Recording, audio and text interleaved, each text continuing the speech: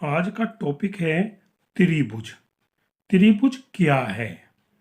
यदि मैं त्रिभुज का संधि विच्छेद कर दूं तो होता है त्रि प्लस भुज।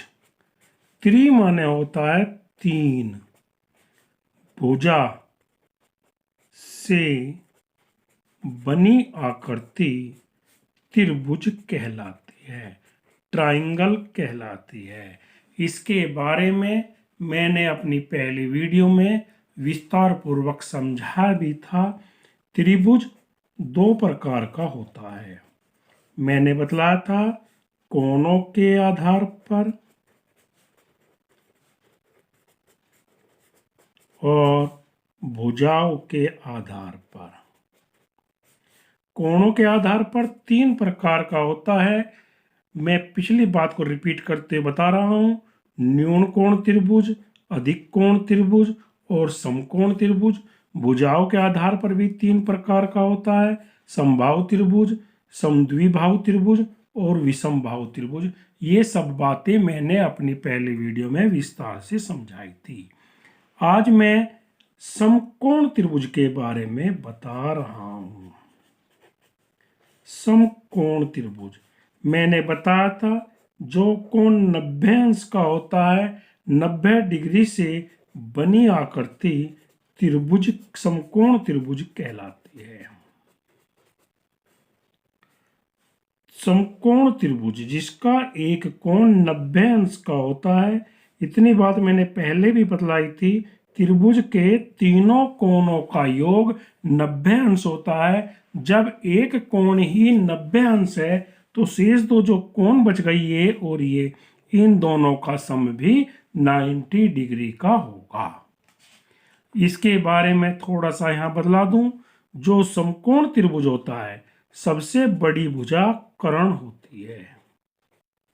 सबसे बड़ी भुजा जो होती है उसकी कर्ण होती है।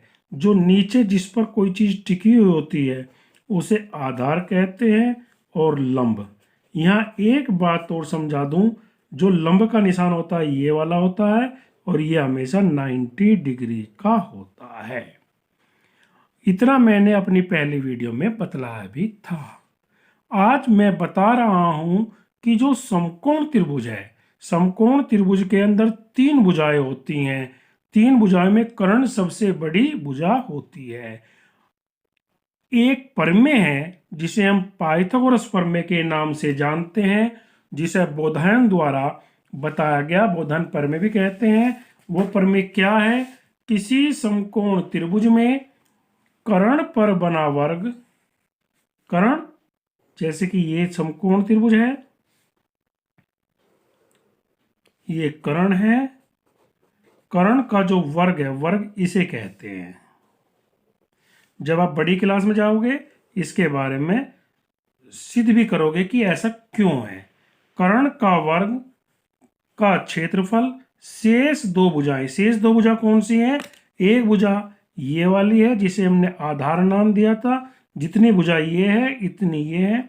वर्ग, वर्ग उसे कहते हैं जिसकी चारों भुजाएं बराबर होती हैं। इसे क्या नाम क्या दिया मैंने? आधार। और एक तीसरी है जो थर्ड भुजा रह गई है, लंब वाली। इसका भी वर्ग इसे बोलते हैं लंब।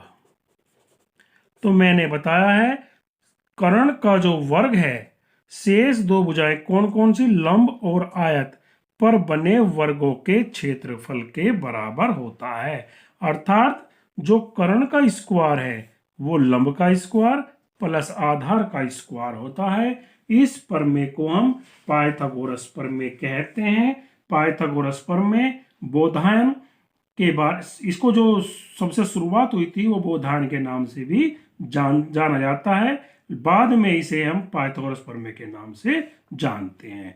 बस इसमें ध्यान क्या रखना है, किसी भी समकोण त्रिभुज में कर्ण का वर्ग का क्षेत्रफल शेष जो दो आकृति हैं, साइड्स हैं, लंब और आधार के वर्गों के क्षेत्रफल के योगफल के बराबर होता है।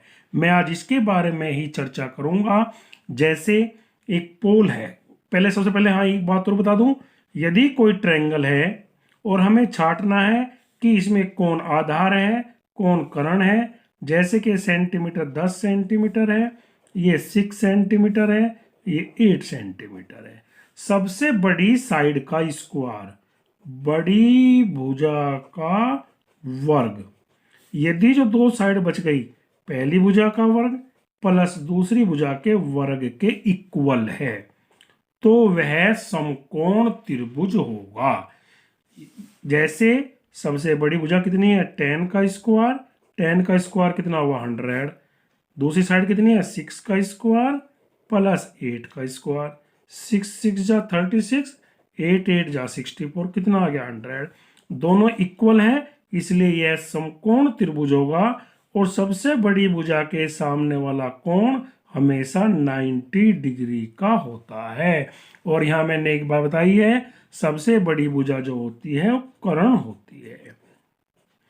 एक लंब होती है जो 90 अंश से कोण पर बनी हुई है, ये आधार है। मैं यहाँ एक छोटी सी बात और बता दूं, वैसे मैंने अपनी पहली वीडियो में बतलाया भी था। यदि सबसे बड़ी भुजा का स्क्वायर फर्स्ट साइड का स्क्वायर प्लस सेकंड साइड के इक्वल है, तो वो समकोण त्रिभुज होगा, तो वह समकोण त्रिभुज होगा। यदि बड़ा है तो अधिक कोण होता है,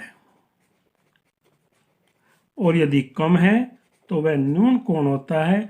लेकिन हम इस आज के टॉपिक में समकोण त्रिभुज के बारे में अध्ययन करेंगे, इसलिए तुमको ध्यान रखना है कि सबसे बड़ी भुजा का स्क्वायर हमेशा जो अन्य दो भुजाएं बच गई उनके वर्गों के जोड़ के बराबर होता है।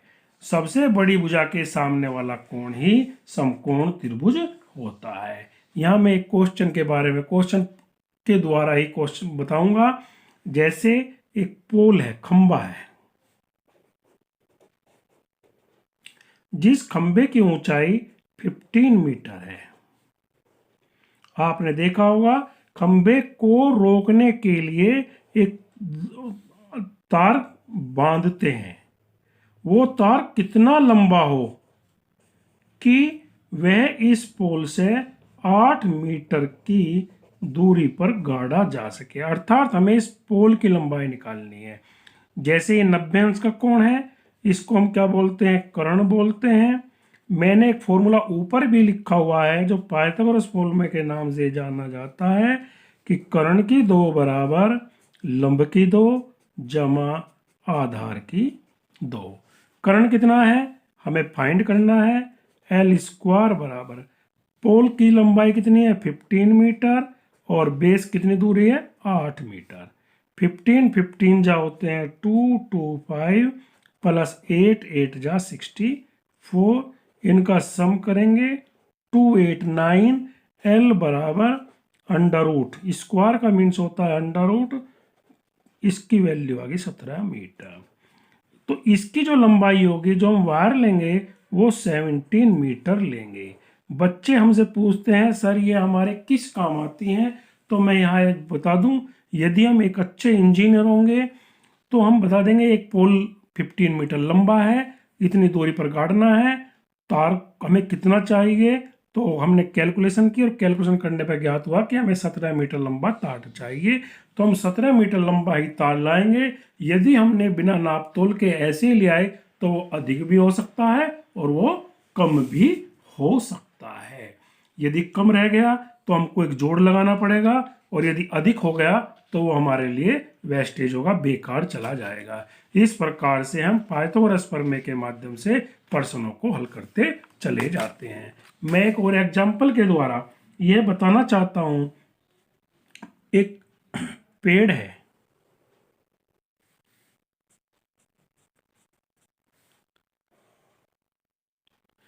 पेड़ की लेंथ ये यहां से हमने वायर बंधा है 17 मीटर, सॉरी 26 मीटर है, ये 20 मीटर है, तो हाइट बताइए कितनी होगी किसी भी पोल की, पेड़ की, मकान की। तो इस तरह हमारा फॉर्मूला जो होता है वो होता है कर्ण का स्क्वायर बराबर लंब का स्क्वायर प्लस आधार। कर्ण कितना है 26 का स्क्वायर। अब की बार मैंने बताया है, पहले क्वेश्चन है मैंने हाइट प्राप्त की थी, अब की कर्ण प्राप्त किया था, अब की बार कर्ण गिवन है और हाइट निकालनी है। फॉर्मूला ये रहेगा, फॉर्मूला कभी चेंज नहीं होता है। हाइट की जगह एच स्क्वायर और 20 का स्क्वायर। 26 में 26 की मल्टीप्लाई करूंगा, इतना आ जाता है एच स्क्वायर। 20 में 20 की मल्टीप्लाई करूंगा और एच की वैल्यू फाइंड करने के लिए हम कैलकुलेशन के द्वारा क्वेश्चन को हल कर लेते हैं। एच बराबर √276, जो भी अंडर रूट आएगा इतने मीटर की दूरी पर होगा। ऐसे क्वेश्चन हमारा एक क्वेश्चन और है, बच्चे हैं, हमने बच्चे के लिए एक, आपने देखा होगा जब बच्चे खेलते हैं तो ये सीढ़ी लगी हुई होती है, बच्चे इस सीढ़ी पर उचड़ते हैं और ऐसे रपटते हैं। तो हमें कितनी बड़ी स्लाइड चाहिए, ऐसे क्वेश्चन पेपर के अंदर बहुत बार आ जाते हैं। तो इसके अंदर भी जितनी भी इसकी हाइट है इसे एच बोलेंगे, इसे बेस कहेंगे, आधार कहेंगे और स्लाइड की लेंथ निकाल लेंगे। मान के चलो इसकी हाइट 6 मीटर है, ये 8 मीटर है, तो हमें स्लाइड की लेंथ निकालनी है, कितनी बड़ी हमें स्लाइड चाहिए। तो वही फॉर्मूला, कर्ण की 2 बराबर लंब की 2 प्लस आधार की 2।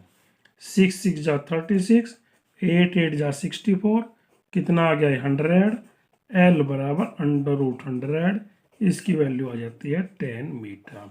इस प्रकार से हम प्रश्नों को हल करते हुए चले जाते हैं, पाइथागोरस प्रमेय का प्रयोग करते हैं। इसके अंदर मैं आपको फिर एक छोटी सी बात बता देता हूँ, हमेशा पाइथागोरस प्रमेय किसी भी राइट ट्रायंगल के अंदर लगेगी, समकोण त्रिभुज के अंदर लगेगी, अन्यथा नहीं लगेगी। ये इसका जिसके ऊपर एक खड़ी होती है इसे लंब कहते हैं, जो सबसे बड़ी साइड होती है वो कर्ण होती है, और जिस पर टिकी होती है कोई चीज उसे आधार कहते हैं। जैसे धरती है, इस धरती पर हमने कोई पोल कोई बिल्डिंग खड़ी की है, ये बिल्डिंग है, ये बेस है, ये हाइपोटेन्यूस है। इसके अंदर हमें तीन चीज पूछी जाती है, तीन में से 2 लिखी हुई मिलेंगी, एक हमें फाइंड करनी है। हमेशा याद रखना कि इसका फॉर्मूला होता है कर्ण का स्क्वायर बराबर लंब का स्क्वायर, और ये इक्वेशन हमेशा जितने हम बड़ी क्लास में चले जाएंगे इन्हें हम सॉल्यूशन भी करेंगे, इस थ्योरम को प्रूव भी करेंगे। इस प्रकार याद रखें कि किसी भी समकोण त्रिभुज में सबसे बड़ी भुजा की संख्या का वर्ग अन्य जो 2 भुजाएं दी हुई हैं उनके वर्गों के योग के बराबर होता है। इस प्रकार से पाइथागोरस प्रमेय कहलाती है। धन्यवाद।